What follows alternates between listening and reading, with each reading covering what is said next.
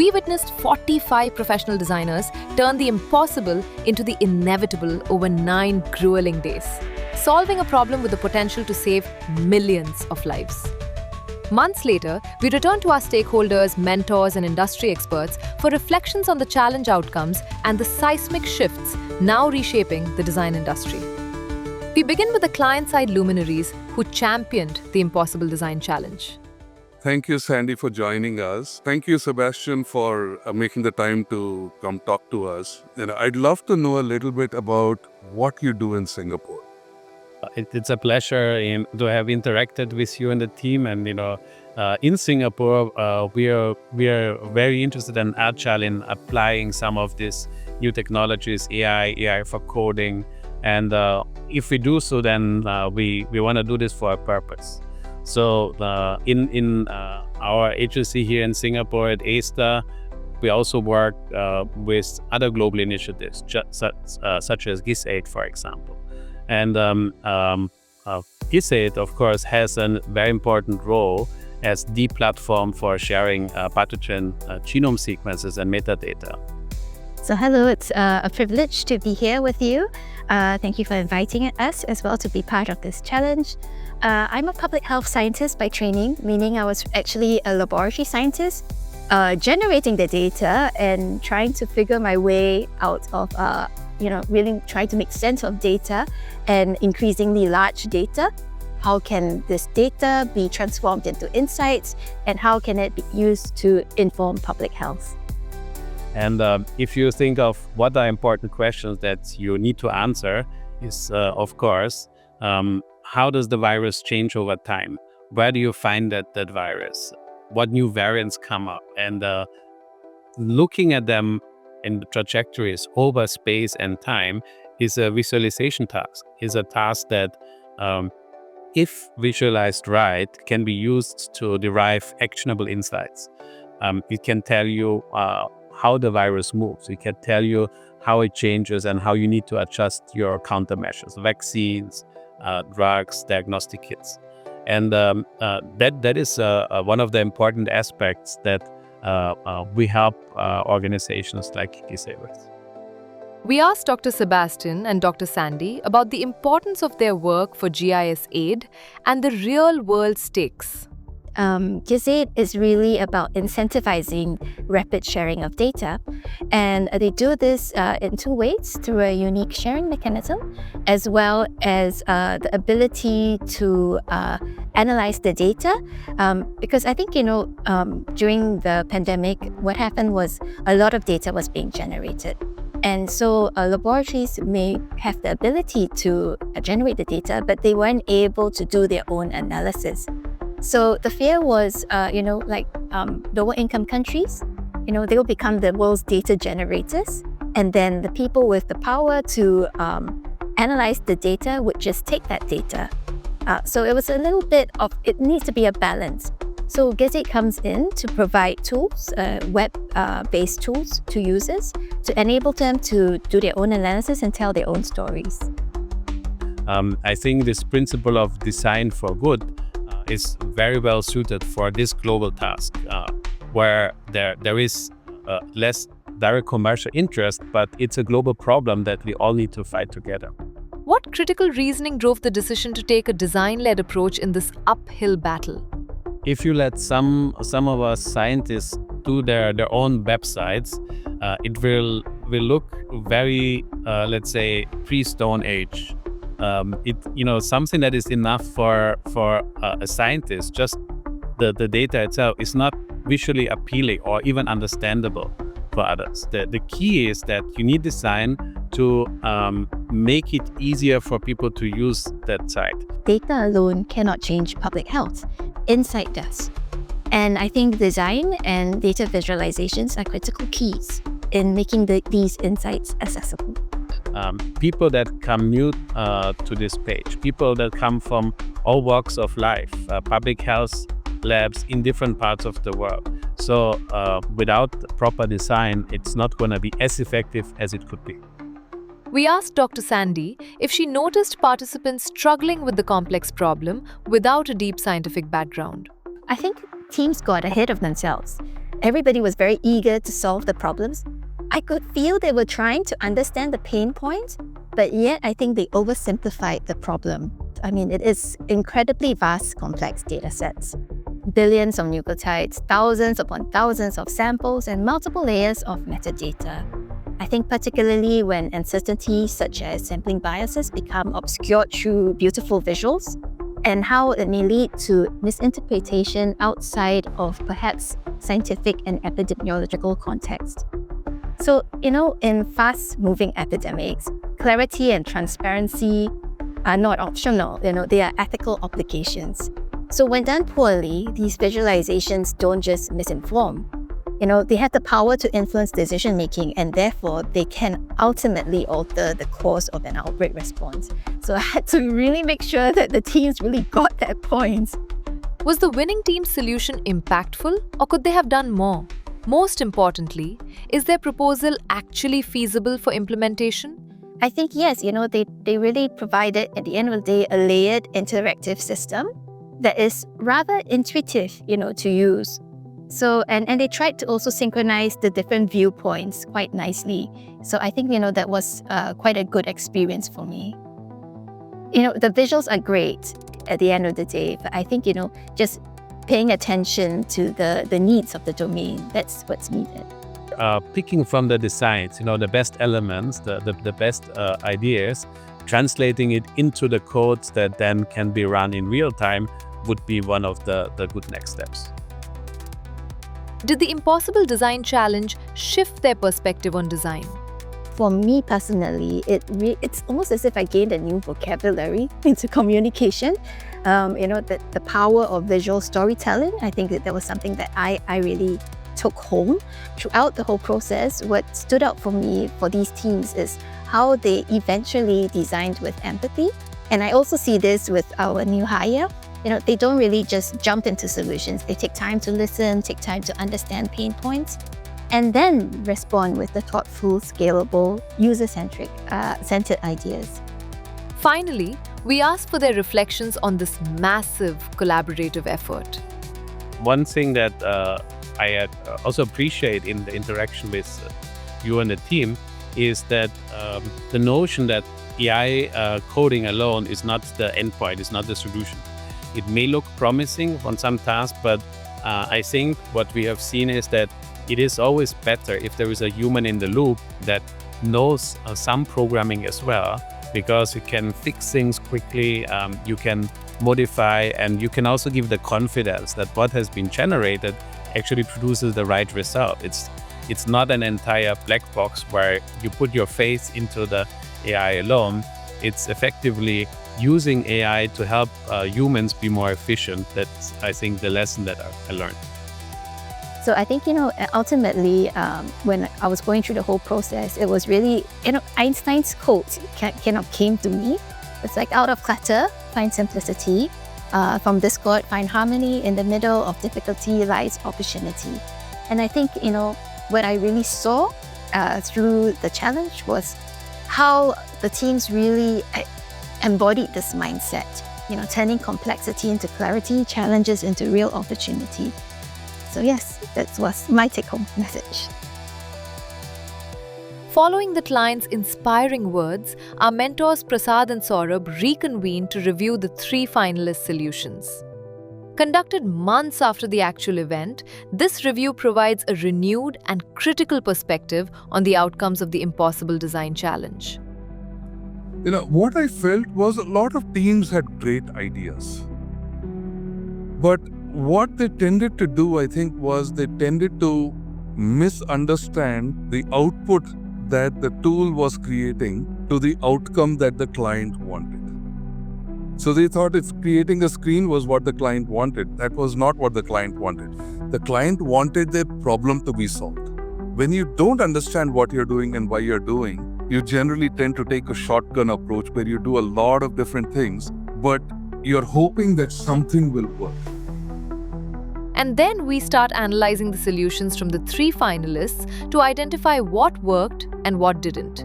Starting with the winning team, Team 2. So I think Team 2, they really had a way of navigating easily for the experience that they presented. They thought about a consistent structure, no matter if you were in a tab of a virus or a emerging variant, the structure was consistent. And that had an impression that this experience is designed for habituation.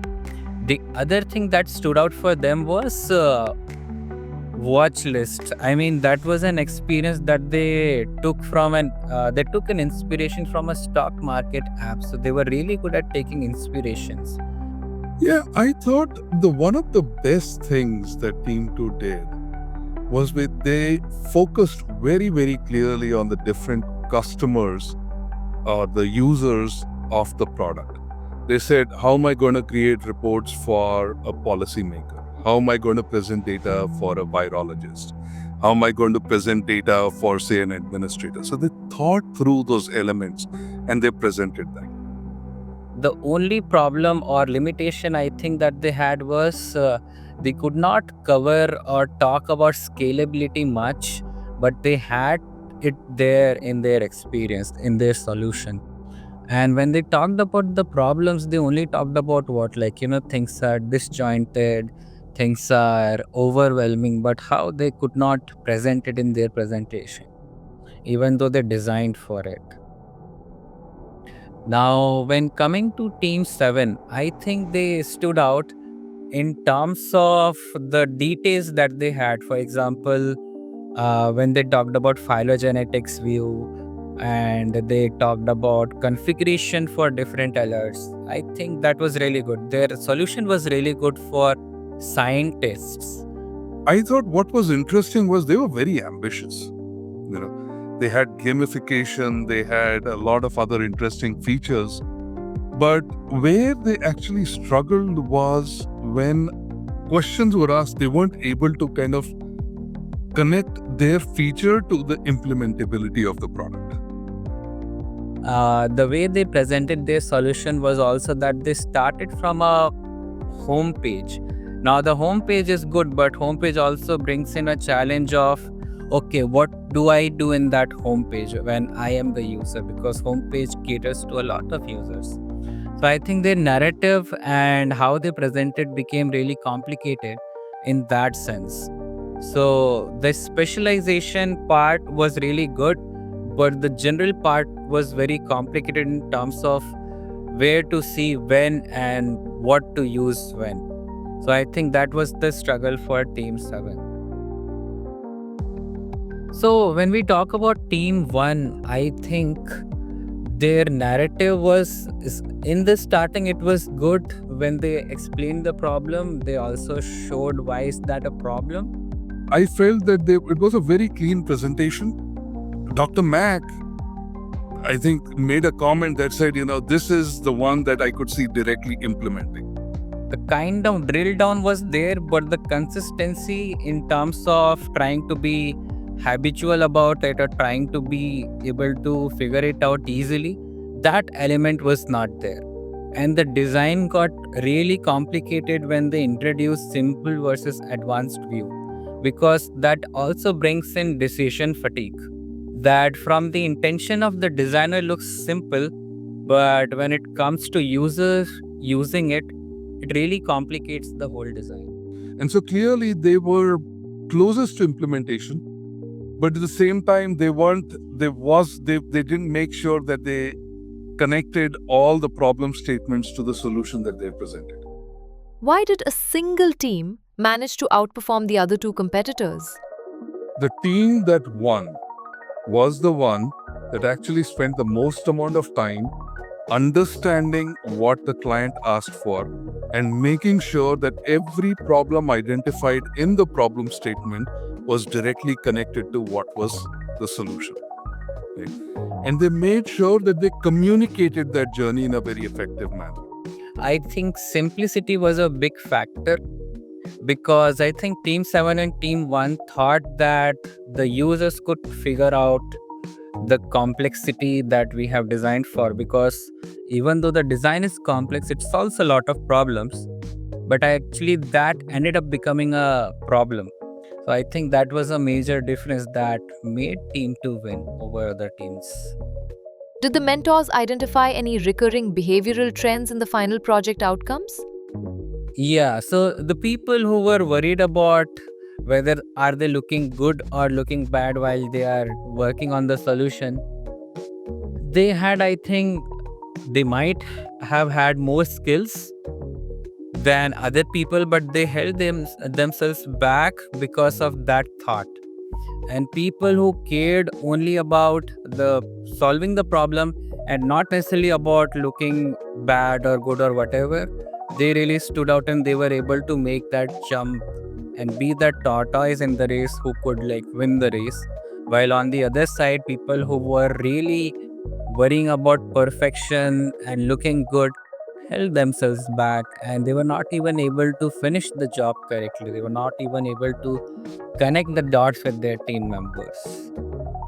Having unique ideas and perspectives is one thing, but having a skill to connect them and find a harmony with them is another skill that can lead you to success. And how critical a role did these behaviors play when we introduced AI into the mix?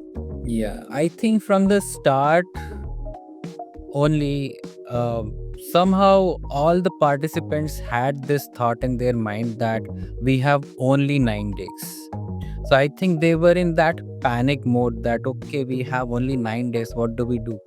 That ended up making them have a mindset of getting the job done versus getting the problem solved. And they were in a checklist mindset that, okay, we would need to somehow define problems, then somehow ideate, somehow use AI to accelerate, and somehow ship the artifacts. That limited in terms of they all having similar solutions that did not really stand out. Right? I mean, I think it's fundamentally the difference between, do you let the AI tell you what to do, or do you manage the AI? For people who manage the AI, they're taking ownership of the outcome. They're making sure that their philosophy and their mindset reflects in the final product. Yeah, and what it also means for the designers is that you are still designing for human beings. You should have an opinion while you are designing. That is what stands out when you can design anything in the world now with AI, right? The factor for your company or for the product that you build is that how do you stand out? And you can only stand out by having an opinion, having a character in your solution, right? So that it can be relatable to your audience and it can make your product stand out because it has a character, it has an opinion beyond just the quality of the solution. Were there any additional risks that our mentors identified that these designers need to be aware of? You know, in the end, when I look at the work, we had a number of teams solving the project for the client. The client was happy. They were excited about the solution that they came, and they were very appreciative of the end product. And we are all very proud of the work that was done by the teams. And clearly, every team member thought it was impossible, but they were able to solve the problem in 9 days. That is good. Excellent. However, I think the one thing that we should not discount, okay, or the one flag that I felt is, if all of these clients were working for, if all of these teams were working for different companies that were competing with each other, and they were trying to create a solution, almost every solution was 49-51 compared to each other. It was just like a point or two different from anybody else. And so what was the difference that company one would have, or like if every team was a company, the difference between the solution that each one did was very, very small. So my thought is, if they were all competing with each other in the market, none of the companies would have a product that had a clear winner or a clear differentiator, because any feature could be copied within a week or two. And I think that makes it, for us as educators, it makes it much more challenging as we think about how do we teach people to create that differentiator. Because if there's no differentiator, we don't teach people to trust their instincts or kind of take ownership and drive the outcome or bring their philosophy to the table, chances are we are going to be sitting in a sea of mediocre products that can be duplicated in hours with AI. And so, what kind of corrective measures both the designers and mentors must take for the future iterations of this challenge? One of the other elements that I think we obviously focus on, but I think that needs to be drilled down a little bit more, was when the problem was given. Okay. We saw two types of behaviors or three types of behaviors. Okay. The first type of behavior was people just looked at the problem and said, how do I make an incremental improvement over what has been shown to me? The second type of behavior I saw was they heard half the problem statement, got excited because they imagined a solution and forgot to listen to the next half of the problem statement. They got excited, they started running with the solution. Okay. It took them about 4 or 5 days before they realized that they didn't hear the rest of the problem and then they made a mistake. And so they had to backtrack and kind of come back and plan it. And I think that is also a problem where you take a solution in your head and you run with it.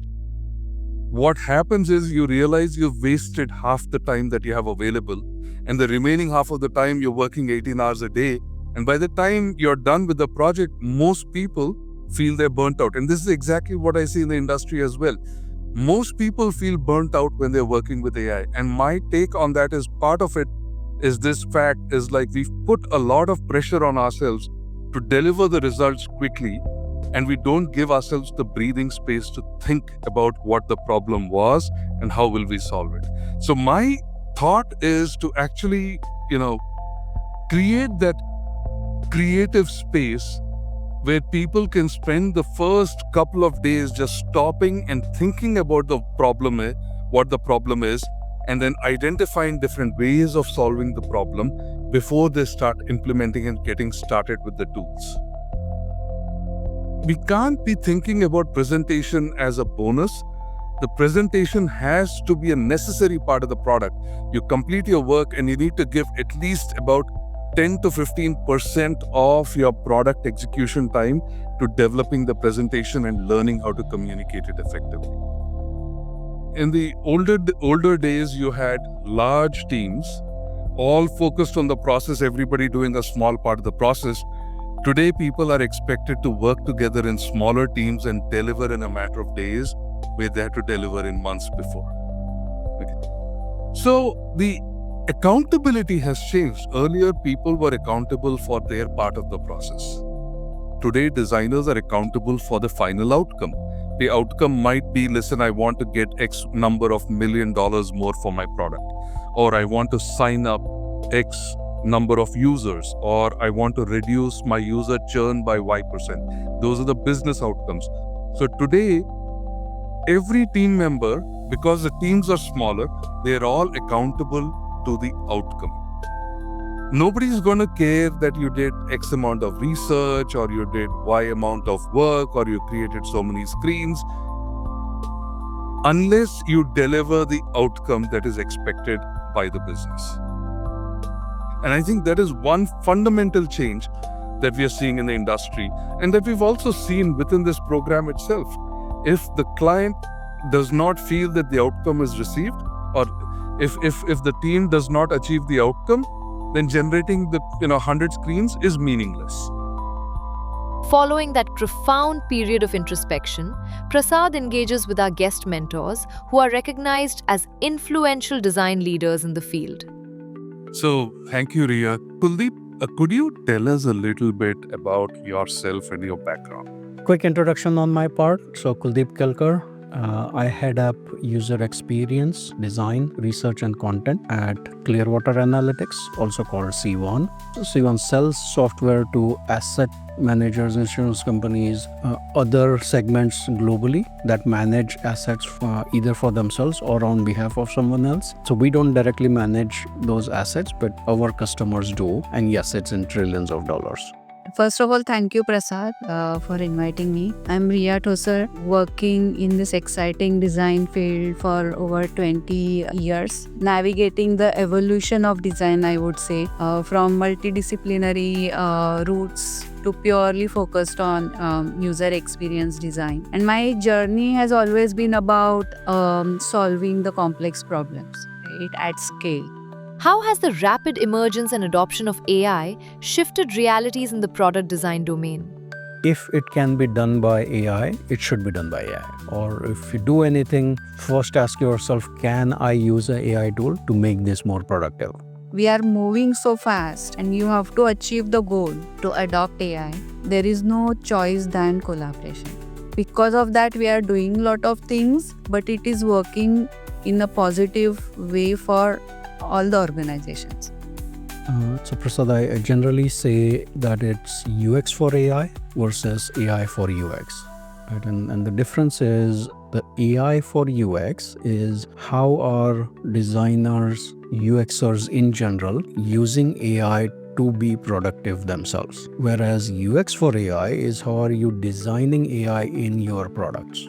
And this year, 2026, there are absolute measurable goals that we have in place for the entire organization, definitely for the design team, to A, demonstrate that they are using AI, and B, they're capturing information on their own productivity. But when access to AI tools has become so commonplace, how does one gain true advantage? See, AI again, how it works, we all know. Based on thousands, millions of patterns, it's giving you answer.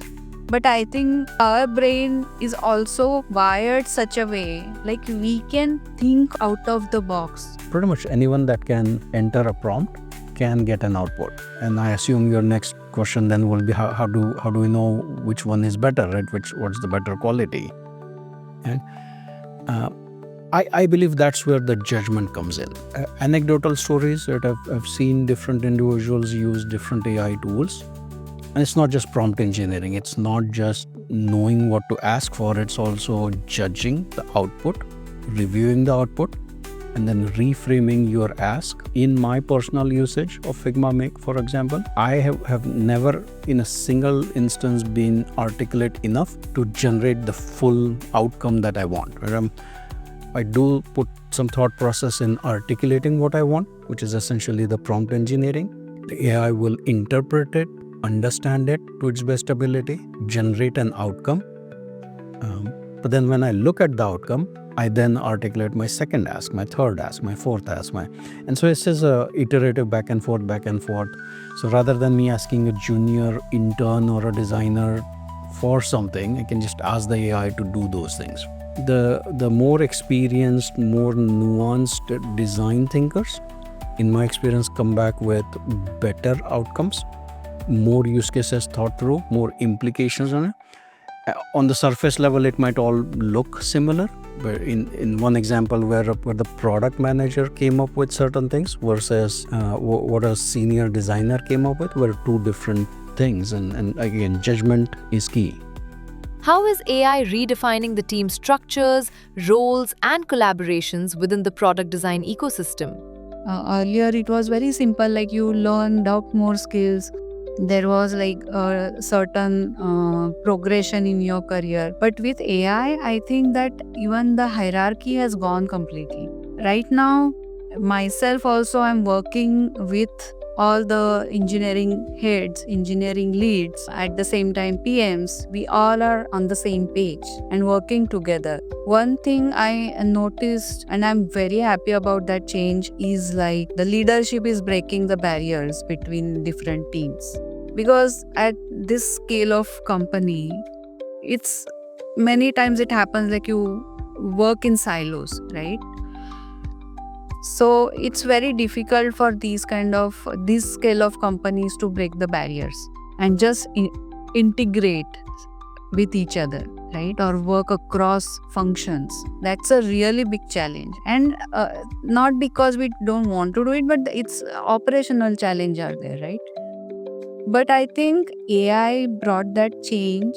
Like past few years, we have been like really collaborating across different units, across different businesses.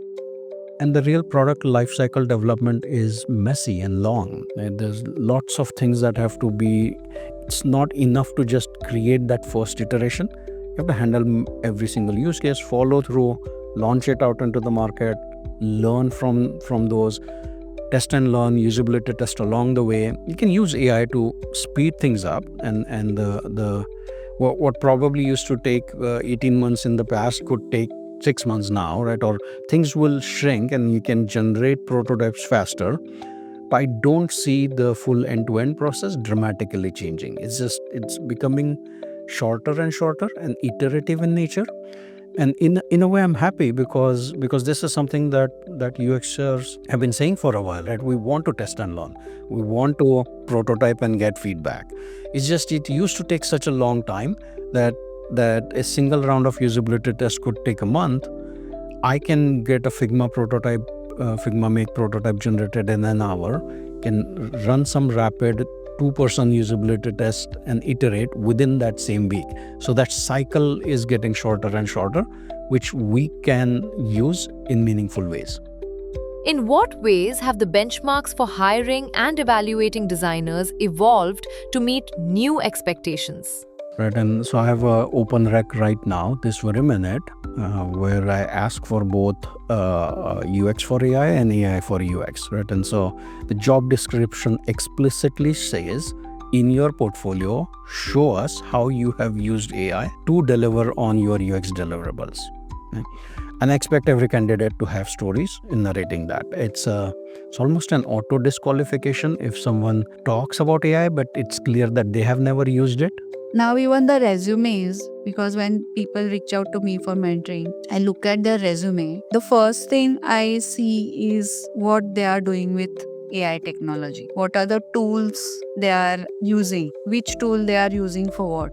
So the whole perspective has changed now. Even the whole structure of resumes has changed. So I think which is natural, because I remember when I started my career, I used to list down all the softwares which I used to use. Now it's AI.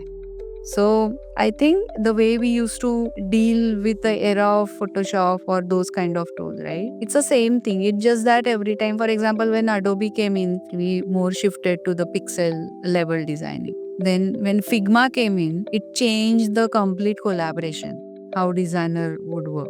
Now when AI came in, it changed the whole perspective, how we deal with users as well as technology agents. So it has broadened the whole scope for us as a designer, I would say.